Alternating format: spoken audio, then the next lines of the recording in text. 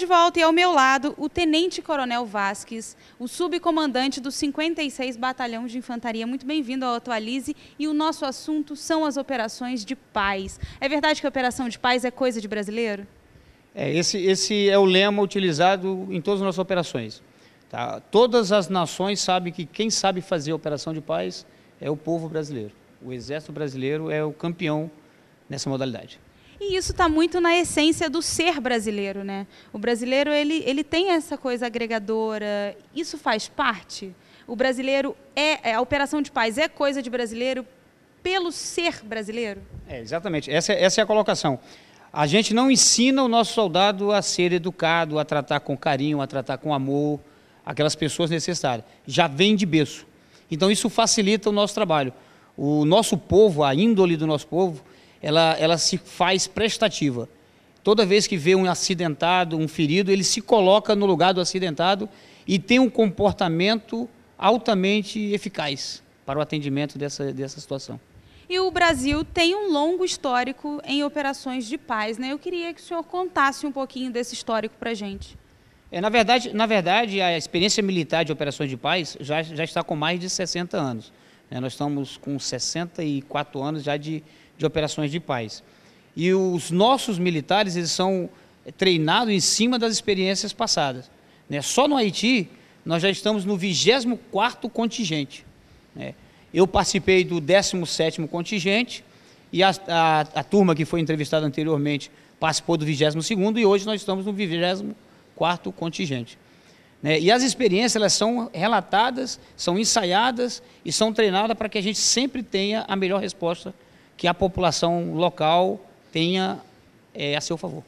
O senhor estava falando que a gente já está no 24º contingente. Como que Campos, especificamente falando, ganhou o direito de enviar 26 homens ao Haiti? Em 2014, foi feita uma seleção e foi determinado ao Comando Militar do Leste que pegasse os homens de seu comando para que compusessem o 22º contingente. Em cima da preparação de 2014, o nosso batalhão se destacou durante todos os treinamentos, durante toda a formação.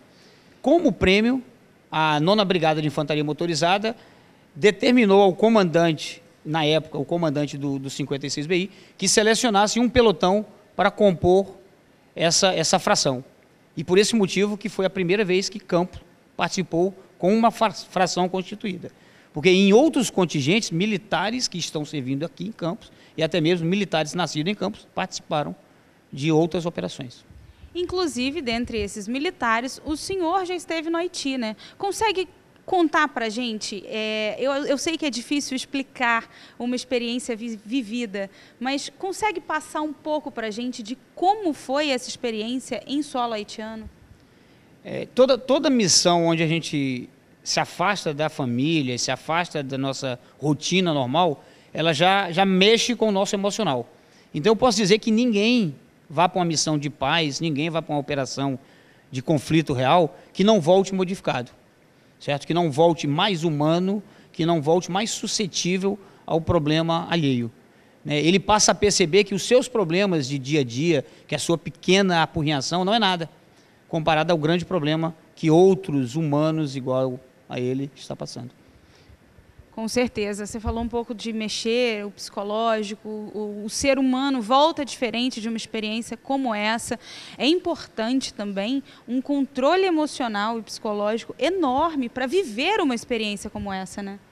A gente, durante a missão de paz, a gente tem uma preparação, temos na preparação, durante a execução e no pós-missão, um acompanhamento de psicólogos, da turma que acompanha, que faz todo o trabalho. Porque a gente sabe que sempre quando volta de um conflito, nós temos relatos de outras missões, que alguns militares voltam transtornados, voltam com desvio de comportamento, voltam agressivos, voltam com o que nós, na nossa rotina, não consideraríamos normal.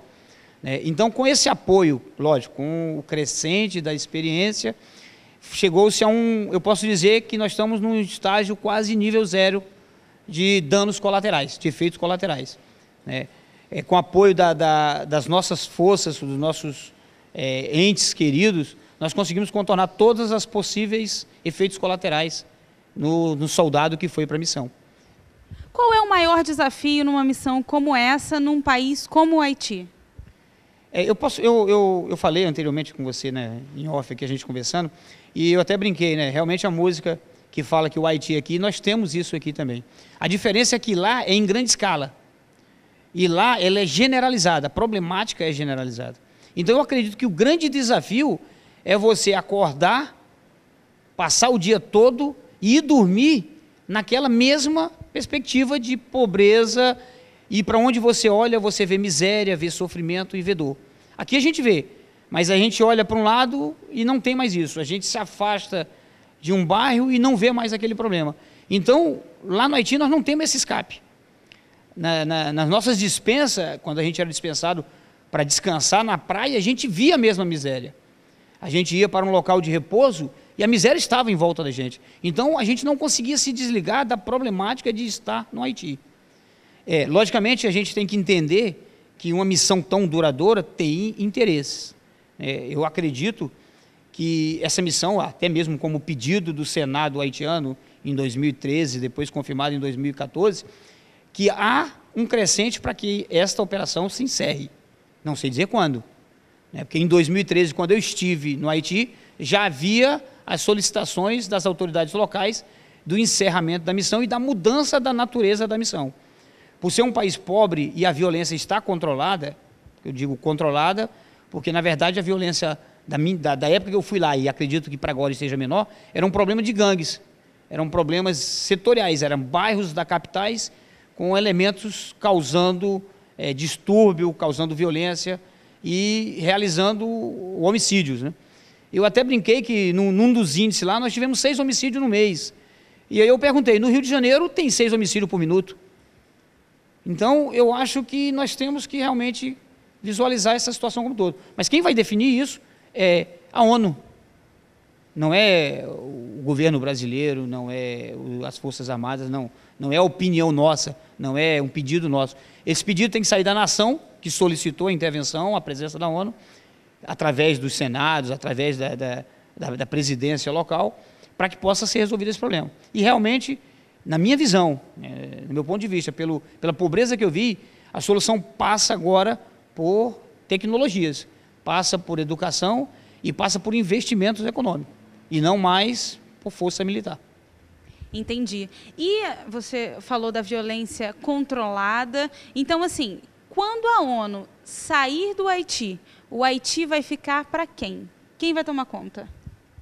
Já foi feita a formação, durante esses 12, 13 anos, foi feita a formação das polícias nacionais, a PNH, Polícia Nacional Haitiana. E foi feita também a Guarda Nacional, que seria uma força armada, porém não é uma força armada que não é para evitar conflito internacional. Seria exatamente a força de dissuasão da Polícia Nacional Haitiana.